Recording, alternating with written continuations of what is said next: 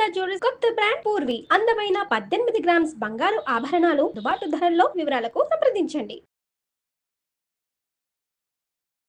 నమస్కారం. విష్ణు పురాణము 9వ రోజు పారాయణలోకి వచ్చాం. జడభరతుడు వీరరాజు అనే రాజుకి మోక్ష జ్ఞానాన్ని కలగజేస్తున్నాడు. ఇప్పుడు అతడు ఎట్లా కనపడుతున్నాడు? ఒక మూఢుడైన బ్రాహ్మణుడిగా కనిపిస్తున్నాడు. అలాంటి స్వరూపంలో ఉన్న భరతుడు రాజుకి ఏం చెప్పాడో చూద్దాం మనం. అయితే నువ్వు శిబికెక్కేవు, ఇది దారువా వృక్ష అంటే కర్ర చెట్ట, దారు అయితే నిన్ను దారు ఎక్కావని అనరు. ఇది వృక్షం అంటావా వృక్షం ఎక్కావనరు. ఇది ఇప్పుడు దారు చాలా చెక్కలతోటి తయారు చేయబడింది కాబట్టి దీనికి శిబిక అని పేరు. అప్పుడు నేను శిబికారూఢుడు అనాలి. నువ్వు మనం ఎలా ఉన్నాము అనే దాన్ని బట్టే అవతల వాళ్ళు మన ఏదైనా అంటారు. కానీ మనం అది ఎంతో కాలం అలా ఉండవు. ఇప్పుడు నువ్వు ఒక అందలం ఎక్కితే అందలం ఎక్కిన వాడు అంటారు, దిగాక నిన్ను అందలం ఎక్కిన వాడని అనలేరు కదా. అప్పుడు నువ్వు ఎక్కడుంటే అక్కడ. అలాగే ఆత్మ ఎక్కడుంటే ఆ పేరుతోటి పిలువబడుతుంది. చరాచర పదార్థాలన్నీ లోక సౌజ్ఞ చేతే మనకి భిన్న రూపాలుగా కనిపిస్తాయి. ఇప్పుడు ఒకే చెక్క ఒక చెట్టు నుంచి తయారు చేసింది ఒకటి బల్ల అవుతుంది, ఒకటి కుర్చీ అవుతుంది, ఇంకొకటి పీట అవుతుంది. ముక్కాలు పీట అవ్వచ్చు, 4 కాళ్ళ పీట అవ్వచ్చు. కానీ ఈ పీటకి మూలాధారం ఏమిటి? దారువు. ఆ దారువుకి మూలాధారం వృక్షం. కానీ పేర్లు ఎట్లా మారినాయి అలాగే మనం కూడా అంతే, మానవులు కూడా అంతే. ఏ కాలంలోనూ ఎలాంటి మార్పుని పొందనిది ఆత్మే. దానికి బాల్యం లేదు, వృద్ధాప్యం లేదు. శరీరానికే అవన్నీ ఉంటాయి. ఇప్పుడు మన తల్లిదండ్రులకి మనం కొడుకు, కొడుకులకి నువ్వు తండ్రివి, భర్తకి భార్యవి లేదా భార్యకి భర్తవి, ప్రజలకి రాజువి. నువ్వెవరు? భార్యని భర్తని అని చెప్పామనుకోండి, మరి కుమారులకి తండ్రివి. ఒకే నేననే పదార్థము ఇన్ని రకాల పేర్లతోటి ఎట్లా పిలువబడుతోంది? ఎలా జరుగుతోంది ఇట్లా? ఇప్పుడు నువ్వు అహం, నేను అని చెప్పుకుంటాం. ఈ నేను అనేది ఇందులో చెవి నువ్వా, ముక్కు నువ్వా, కాలు నువ్వా, పొట్ట నువ్వా, ఏది నువ్వు? ఇవన్నీ కలిపితే నువ్వు. పోనీ నువ్వేమైనా శాశ్వతంగా ఉంటావా? క్షణం తిరిగితే ఏమవుతామో తెలియదు. ఆ తర్వాత ఈ నేను అని చెప్పుకున్నటువంటి శబ్దం ఏ శరీరం నుంచి వచ్చిందో ఆ శరీరము పోతుంది, శబ్దము పోతుంది. ఇలా వివరంగా మాట్లాడాడు. ఇప్పుడు సోహం అనేది ఎలా అన్వయిస్తుంది అంటే రాజు ఆశ్చర్యపోయాడు. ఇదంతా నేను ఆలోచించలేదు. అయితే నేను నీ తాత్వికోపన్యాసం వల్ల నా మనసు పరిపరి విధాలుగా పరిగెడుతోంది. ఈ వికారాన్ని పోగొట్టు. వివేకానికి సంబంధించి నువ్వు చెప్పింది ప్రపంచంలో ప్రతివాడికి అన్వయించుకునేదే ఇది. అయితే పరమార్థమైనటువంటి శ్రేయస్వరూపం నాకు తెలియాలి. ఈ పరమతత్వ బోధకుడైన కపిల మహాముని అడిగి తెలుసుకుందామని బయలుదేరాను. నువ్వు కూడా అంతటి వాడుగానే నాకు అర్థమవుతున్నావు. ఇప్పటిదాకా నేనెవరు అన్న ప్రశ్న నాకు రాలా. మోక్షాన్ని సాధించాలని ప్రతి వాళ్ళు అంటుంటే ఇదేమిటి రోజు ఇలాగే ఉంటున్నావు, ప్రతిరోజు ఇదే పని చేస్తున్నాం, ఇంతే ఉంటున్నాం, ఇంకో రకంగా ఉండట్లేదు. అదేదో తెలుసుకుందామని బయలుదేరాను. నిన్నే నేను ఆచార్యుడిగా భావిస్తాను, అనుగ్రహించి నా కోరిక తీర్చమని అడిగాడు. అయితే ఈయన ఇంకా ఇందులో ప్రశ్నలు మార్చాడు చూడండి. ఓ రాజా, పరమార్థం గురించి చెప్పాలా, శ్రేయస్సు గురించి చెప్పాలా? శ్రేయస్సు పరమార్థం ప్రదం కాదు. శ్రేయస్సు యొక్క లక్షణాలు పరిపరి విధాలుగా ఉంటాయి. ఇష్టదైవాన్ని ఆరాధించి అభీష్ట సిద్ధిని పొందటం శ్రేయం అంటే అది. భగవంతుని ఆరాధించాం, నైనా మాకు ఇల్లు ఇవ్వు, వాకిలి ఇవ్వు, మంచి ఉద్యోగం ఇవ్వు, నా పిల్లలకి మంచి భవిష్యత్తు ఇవ్వు, మాకు వంశాభివృద్ధి ఇవ్వు, ఓ తోటలు దొడ్లు నాదే పై చేయిగా ఉండు, అధికారం ఇవ్వు, ఇవన్నీ శ్రేయస్సు. ఇవి కాదు పరమార్థాలు. అయితే రాజ్యభోగాలు, ధనధాన్యాలు, సతీసుతులు, బంధుమిత్రులు ఇలాంటివి పొందడం పరమార్థం ఎట్లా అవుతుంది? ఇది పరమార్థం కాదు, కేవలం శ్రేయోదాయకమే. యజ్ఞం చేసి దానికి ఫలితంగా స్వర్గానికి వెళ్ళటం కూడా పరమార్థం కాదు. యోగమూలంగా పరమధ్యానం చేస్తే అప్పుడు జీవుడు పరమాత్ముడు ఏకమవుతారు. పరమాత్మ దర్శనానికి హేతువు ధ్యానం. కొందరు ధర్మ ప్రధానంగా ధన వ్యయం చేస్తారు, దాని చేత వాళ్ళకి ధర్మం లభిస్తుంది. కొందరు ఏవో కోరికలు ఫలించాలని ధనద్వయం చేస్తే వాళ్ళకి సిద్ధించేదేంటి? కామ్యం. మనం లలితా సహస్రనామం పారాయణం చేస్తాము, ఏదో ఒక మనసులో ఒక కోరికతోటి, అది కుదురుతుంది. నిష్కామంగా లలితా సహస్రనామ పారాయణ చేసే వాళ్ళు ఎవ్వరూ ఉండరు, ఏదో ఒకటి ఉంటుంది. అయితే ఇలా తర్కిస్తే ఇవన్నీ కర్మ సంబంధాలే అవుతాయి కానీ పారమార్థికాలు కావు. ఇవన్నీ మనకి ఏదో కావాల్సింది, పరలోక సుఖాన్ని ఆశిస్తూ లలితా సహస్రనామం చేసినా అది కూడా శ్రేయస్సే, కానీ పారమార్థికం కాదు. అసలు ఏది వద్దు అని చేయగలగాలట. అలాగే వేదాలు చెప్పిన చొప్పున యాగాలు చేస్తే అవి కూడా పరమార్థం కాదు, కేవలం కర్మఫల ప్రదాలుగా కర్మ చేసిన దానికి ఫలితం లభిస్తుంది. ఘటానికి కారణం మన్ను, ఘటం కార్యం అది మన్నే అవుతుంది, కానీ మరేమవుతుంది, ఒక కుండ చేసాము దానితోటి దాన్ని ఏమంటారు, కారణం మట్టి. ఆ మట్టితోటి కుండ చేసాం, ఈ కుండ కార్యం అవుతుంది, అది మన్నే అవుతుంది, కానీ కుండ అయితే మాత్రం మట్టి కాదు, మట్టే కదా. కుండ అని పేరు పెట్టాం, కానీ అది దేంతో నిర్మించబడింది, మన్నుతోటే. అది మట్టే, అది మట్టిలోనే కలుస్తుంది. ఈ రీతిగా చేసే యజ్ఞాలు అంతరించేవే కానీ స్థిరాలు కావు. మరి వాటిని పరమార్థికాలుగా ఎలా నిర్ణయించగలుగుతాము? దేశకాలాలకు అధీనములై కర్మల వల్ల పట్టే ఫలితాలు నీటి బుడగల్లాగా అంతరించిపోతాయి, కానీ వాటిని పరమార్థ రూపంగా చెప్పలేము. పరమార్థ రహస్యాన్ని సూక్ష్మంగా చెప్తారు. ఇది కొంచెం పెద్ద మ్యాటర్ కదండి, కానీ సూక్ష్మంగా చెప్తానంటున్నారు. పరమార్థ తత్వం నిత్య శుద్ధం, ఒంటరిగా ఉండి అంతటా వ్యాపించి ఉంటుంది. శాశ్వతమైన సుఖస్థితిని కలిగిస్తుంది.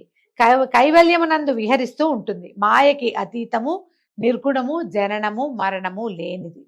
పేరు జాతి తన పెర భేదం లేకుండా అద్వైత రూపంగా ఉంటుంది. వాయువు వేణురంధ్రాలలో షడ్జాది స్వరాల వివిధ గతులతో ఒప్పినట్టుగా ఒక్కొక్కప్పుడు అది భిన్నత్వాన్ని కూడా వహిస్తుంది. ఒకే గాలి చూడండి, ఫ్లూట్లో ఊదితే 36 రకాల గాలి ఏం లేవు, ఒక్క స్వరమే, ఒకటే. అది ఉన్న హోల్స్ నుంచి ఒక్కో దాంట్లో నుంచి ఒక్కొక్క స్వరం లాగా వినపడుతుంది. బ్రహ్మాది భేద రూపాలన్నీ పరమాత్మనివే కానీ వేరుగా చెప్పదగినవి కాదు. బాహ్య అభ్యంతర ప్రవృత్తుల వల్ల ఆ ఏక పదార్థానికి రూపభేదాలు కలుగుతాయి. ఇది పరతత్వము, ఏకరూపం. ఇదంతా విని ఆలోచిస్తున్నాడు ఆయన. ఏదో తెలిసినట్టే ఉంది, ఏమీ తెలియనట్టుగా కూడా ఉంది. అయితే అప్పుడు ఈయన చెప్పాడు, జడభర్తుడు ఒక ఇతిహాసాన్ని చెప్పాడట ఈ అద్వైత బోధకి. బ్రహ్మమానసపుత్రుడు రుభుడు అనే ఆయన, ఆ రుభుడు అనే మునిపుంగవుడు ఉండేవాడట. అతనికి పులస్త్యనందనుడు నిదాకుడు అనేవాడు శిష్యుడుగా ఉండేవాడు. వాడికి అద్వైత విషయం తప్ప సమస్త సుజ్ఞాన విషయాన్ని ఉపదేశించాడట ఈ రుభుడు అనే ఆయన. తదుపరి పౌలస్త్యుడు గురు శాసనాన్ని అనుసరించి, ఇది నా పులస్త్యుని యొక్క కుమారుడు, ఏం చేశాడట, గృహమేధ అయ్యాడు, వివాహం చేసుకుని మన గృహస్థ అయ్యాడు. నివాసం దేవికా మహానది తీరంలో ఉన్న వీరనగరానికి వెలుపల ఒక భార్యతో కలిసి ఒక ఉద్యానవనంలో నివసించేవాడు. కొంతకాలానికి ఈ రుభుడు ఏం చేశాడట, అద్వైతం గురించి బోధించడానికి శిష్యుడి దగ్గరకు వచ్చాడు. అదే సమయంలో ఈ నిదాకుడు విశ్వదేవం అనే హోమాన్ని నిర్వహించి వెలుపలకు వచ్చి చాలా కాలం అయ్యేందువల్ల గుర్తించలేకపోయి గురువు గారిని గుర్తుపట్టలేదట. అతిథి అనుకుని సాదరంగా ఆహ్వానించి అర్ఘ్యం పాద్యం ఇచ్చి, ఆయన వంట అయింది, అలసిపోయినట్టు కనిపిస్తున్నారు, భోజనం చేయొచ్చు అంటే అడిగాడు, భోజనం చేయండి అని అడిగేసరికల్లా ఆ రుహుడు అన్నట, నేను నీచమైన పదార్థాలు తిన్ను, ఇప్పుడు సిద్ధంగా ఉన్న ఆహార పదార్థాలు ఏమిటో చెప్పు, మీ ఇంట్లో ఏముండారో చెప్పమన్నాడు. ఈయన కమ్మని వాసన కలిగిన పదార్థాలు, రస పదార్థాలు, దోశలు, మినపగార్లు, గోధుమ పిండి వంటలు ఉన్నాయని నిదాకుడు చెప్పేట.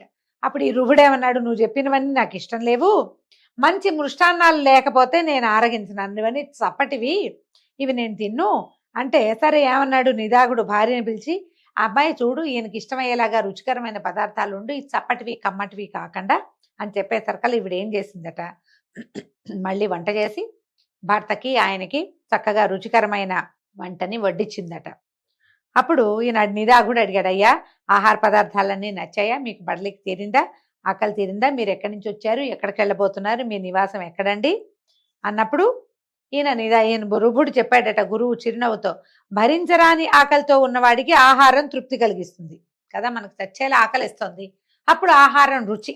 ఆకలే లేని వాడికి ఆహారం ఏమిటి, తృప్తి ఏమిటి, నాకు ఆ రెండింటి సంబంధం ఎప్పుడూ లేదు. పృథివీ వలన కలిగిన ధాతు సమూహాన్ని, జలమును జఠరాగ్ని దహిస్తుంది. ఆకలి దాహం దేహధర్మాలు, ఆ వికారాలు నాకు ముందు ఎప్పుడూ లేవు, ఇప్పుడు లేవు, కనుక నాకు తృప్తి అనేది ఎప్పుడు తృప్తిగానే ఉంటాను నేను. దీనివల్ల పెరిగింది, దానివల్ల తగ్గింది ఏం ఉండదు. తుష్టి పుష్టి అనేవి చిత్తధర్మాలు, విశిష్ట చిత్తులైన వాళ్ళని అడుగు, వాటిని వివరించి చెప్తారు, అవి పరమాత్మకి ఉండవు, అంతా ఒకటే సారం, ఇది రుచి అరుచి అలాంటివి ఏమి ఉండవన్నాడు. ఇక నువ్వు నేను మిత్రుడు శత్రుడు అనే విచక్షణ లేక సర్వము అచ్యుత స్వరూపం అనేలాగా ప్రవర్తించు, ఐహిక వాంఛలకు మనసు ఇయ్యకు అని చెప్పగా నిదాకుడు అడిగేటట, అయ్యా నువ్వెవరు, నీ పేరేమిటని అడిగితే, ఓరి నేను నీ గురువుని, నిదాయమైన రుభుడని, ఆత్మతత్వాన్ని ఉపదేశించాను, సుఖివై ఉండు అని రుభుడు వెళ్ళిపోయాడు.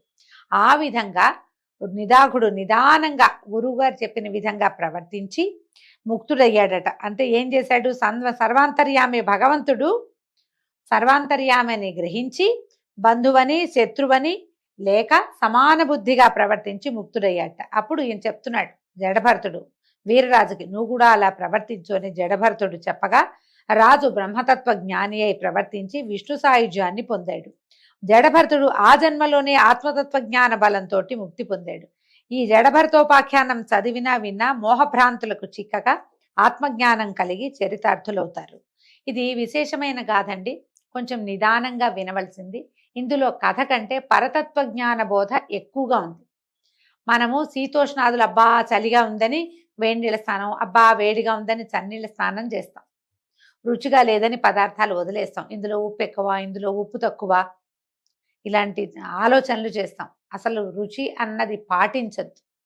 స్వపరభేదం లేకుండా ఉండాలి. నేలైనా ఎక్కడైనా సరే ఒకటే రకంగా ప్రవర్తించగలిగితేనే మనకి ఆత్మతత్వాన్ని అర్థం చేసుకోగలుగుతాం. అది చెప్తున్నారు. ఇవి పెద్ద విషయం.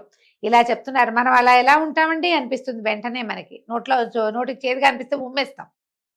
వెంటనే చిచ్చి అనుకుంటాం, వీళ్ళకి వంట రాదనుకుంటాం. ముందు విమర్శ మానేయాలి. అక్కడి నుంచి మెల్లిగా పరతత్వమో ఆత్మతత్వమో జ్ఞానమో ఏమిటో వస్తాయి. అవన్నీ రావాలంటే ముందు మనకు ఉండవలసింది ఏంటంటే సంయమనం కావాలి. దేనికి ఎక్కువగా స్పందించకూడదు, అక్కడ మొదలు పెట్టాలట. అయితే ఇంకేం చెప్పమంటావో అని పరాశరుడు అడిగేసరికల్లా మైత్రేయుడు ఇట్లా అన్నాడు. మన్వంతరాలు, మనుపుత్రులు, దేవతలు, సప్త ఋషులు, ఆ కాలాలలో ఇంద్రులు, వాటి చరిత్రలు చెప్పమని అడిగాడు. గడిచినవి రానున్నవి అయినటువంటి చతుర్దశ మన్వంతరాల చరిత్ర చెప్తామంటున్నారు. ఏమిటో ఇది చాలా విశేషంగా ఉంటాయండి. స్వయంభువ, స్వారోచిష, ఉత్తమ, తామస, రైవతక, చాక్షుషాలనే 6 మన్వంతరాలు చెల్లిపోయినాయి. స్వయంభువము, స్వారోచిషము, ఉత్తమము, తామసము, రైవతకము, చాక్షుషము ఇవి వెళ్ళిపోయినాయి. ఇప్పుడు వర్తమానం వైవస్వత మన్వంతరము. రోజు నిత్య పూజకి ఎవరైతే సంకల్పం చెప్పుకుంటారో వైవస్వత మన్వంతరే అని చెప్పుకుంటాం. మనం ఉన్న మన్వంతరం పేరు వైవస్వతము. కల్పాంత కథల వల్ల స్వయంభువ మన్వంతర చరిత్ర నువ్వు విన్నావు. ఇప్పుడు స్వారోచిష మన్వంతర కథ చెప్తానని చెప్తున్నారు. స్వారోచిషం అంటే 2వ మన్వంతరం. మన ముందున్న మన్వంతరం ముందు చాలా ముందుంది, దాని గురించి చెప్తానంటున్నారు. ఇప్పుడు ఇంద్రులు మారిపోతారండి ప్రతి మన్వంతరానికి. దీనికి చెప్తున్నారు. స్వారోచిష మన్వంతరంలో పాండవాదులు సురలు, వాళ్ళు దేవతలట. విపస్నిప్తుడు అనేవాడు ఇంద్రుడిగా ఉన్నాడు. ప్రాణవాత, అగ్నివృష, స్వరస్తంభక, ఊర్జకులు అనేవారు సప్తర్షులుగా ఉండేవాళ్ళు. ఋషులు మారిపోతారు మన్వంతరంలో. ఆ చైత్ర, చిత్ర, మదన, కింపురుషాదులు ఆ మనువు యొక్క కొడుకులుగా ఉండేవారట. ఉత్తమ మన్వంతరంలో తర్వాత మన్వంతరం సంగతి చెప్తున్నారు. సుశాంకుడు అనేవాడు ఇంద్రుడు. సుధాముడు మొదలైన 12 గణాదులు దేవతలుగా ఉన్నారు. మునుపు ఇంతకుముందు చెప్పారు. వశిష్ఠ నందనులు 7 సప్తమహర్షులుగా ఉన్నారు. 4వ మనువు తమసుడు. అతని మన్వంతరంలో శిబి ఇంద్రుడుగా ఉన్నాడు. ఇవి మారుతూ ఉంటారు. మనకి భవిష్యత్ బ్రహ్మ ఆంజనేయుడు అని చెప్పుకుంటాం మనం. భవిష్యత్తులో బ్రహ్మదేవుడు ఎవరంటే మనకి ఆంజనేయుడు భవిష్యత్ బ్రహ్మ. ఇది తెలుసు కదా చాలా మందికి. ఎందుకంటే మనకు చూడండి, ఊరూరా గమనించండి, విపరీతంగా ఆంజనేయ దేవాలయాలు వెలుస్తాయండి. ఆయన భవిష్యత్ బ్రహ్మ అవటం వల్లే ప్రతి చోట ఆయనకు ఒక దేవాలయం, రోడ్డు మీద నుంచుని కనపడతాడు ఆంజనేయుడు. ఏమీ ఉండదు, ఒక గుడి గోపురంగా ఉండదు. ఒక విగ్రహ ప్రతిష్టాపన చేస్తారు, కొబ్బరికాయలు కొడితే కొట్టినట్టు, లేకపోతే లేనట్టు. ఎవరైనా సింధూరం రాస్తే రాసినట్టు, లేకపోతే లేనట్టు. పూజాధికాలు లేకుండా కూడా ఆంజనేయుడు వెలవటం విశేషంగా కనపడుతుంది మనకి. రాబోయే అంటే మన్వంతరంలో భవిష్యత్తుకి బ్రహ్మ ఆంజనేయుడట. అట్లాగే ప్రతి మన్వంతరంలోనూ ఇంద్రుడు, బ్రహ్మ వీళ్ళందరూ మారుతూ ఉంటారనమాట. ఇక్కడ 4వ మనువు తమసుడు. అతని మన్వంతరంలో శిబి అనే చక్రవర్తి కథలు చెప్పుకున్నాం మనం. ఆ శిబి చక్రవర్తి ఇంద్రుడుగా ఉంటాడు. హరసత్య రూపాదులు సురలు. తర్వాత కావ్య, చైత్ర, పృథుకావ్య, వర్ణ, అగ్ని, పీవర, జ్యోతి ధాతువులే సప్తర్షులుగా మారుతారు. ఖ్యాతిజ, అనుజంఘాదులు ఆ మనువు యొక్క కొడుకులుగా ఉంటారు. వాళ్ళు ధర్మాత్ములు, అనేక క్రతువులు చేసిన వారుగా ఉన్నారు. తర్వాత రైవత మన్వంతరంలో విభుడు అనేవాడు ఇంద్రుడు. అమితాభులు దేవతగణాలు. తర్వాత ఊర్ధ్వబాహుడు, దేవబాహుడు, హిరణ్యరోముడు, వేదవంశుడు, ధామకుడు, శ్రీమంతుడు, పర్జన్యుడు అనేవాళ్ళు సప్తర్షులుగా కనిపిస్తారు. బలబంధువు మొదలైనటువంటి భుజబలశాలులు మనునందనులుగా కనపడతారు. మనువు యొక్క సంతానమే కదా ప్రజోత్పత్తి చేసిన వాళ్ళు. మనువు ప్రియవ్రత మహీపతి విష్ణువును గూర్చి తపస్సు చేసి, మునుపు అంటే కాదు, ఇది కట్ చేయండి అమ్మా, మళ్ళీ చెప్తున్నాను. మునుపు పూర్వకాలంలో ప్రియవ్రతుడు అనేటువంటి మహీపతి విష్ణువుని గూర్చి తపస్సు చేసి స్వారోచిషుడు మొదలైనటువంటి 4 కొడుకులకి తండ్రి అయ్యాడట. అతని తపోమహిమ చేత వాళ్ళు మనువులై భూపతులయ్యారు. రాజవంశాలు వాళ్ళ వల్ల వెలిసిల్లినాయి. ఈ ప్రియవ్రతుడు ఎవరు? ఉత్తానపాదుడు ప్రియవ్రతుడు కథ చెప్పుకున్నాం. ఉత్తానపాదుడి కుమారుడు మన ధ్రువుడు కదా. ప్రియవ్రతుడు ఇక్కడ ఈ నలుగురు మనువులకి తండ్రిగా ఉన్నాడు. తర్వాత 6వదైన చాక్షుష మన్వంతరం నందు మనోజవుడు ఇంద్రుడిగా ఉన్నాడు. పృథుక రేఖాదులు దేవతలుగా ఉన్నారు. సుమేధాదులు సప్తఋషులు, పూర్వు మొదలైన వాళ్ళు ఈ మనువు యొక్క కుమారులుగా ఉన్నారట. ఇప్పుడు వర్తమాన మన్వంతరంలో ఇప్పుడు మనం దీంట్లో ఉన్నామో వైవస్వత మన్వంతరంలో ఎవరున్నారు? సూర్యనందనుడైన వైవస్వతుడు, వివస్వాన్ అని చెప్తారు సూర్యుడికి పేర్లు. ఆదిత్య హృదయంలో వస్తుంది కదా, ఖగ పూష గభస్తిమాన్ ఇలా వస్తుంది చూడండి, అందులో వివస్వాన్ అనే పేరుంది. అతని కుమారుడైన వాడే వైవస్వతుడు. అతడు రాజుగా ఉన్నాడు. పురంధరుడు ఇంద్రుడు, ఆదిత్యవసురుద్రాదులు దేవతలు, గౌతముడు, జమదగ్ని, కశ్యపుడు, అత్రి, భరద్వాజుడు, వశిష్ఠుడు, విశ్వామిత్రుడు అనేవాళ్ళు సప్తర్షులుగా ఉన్నారు.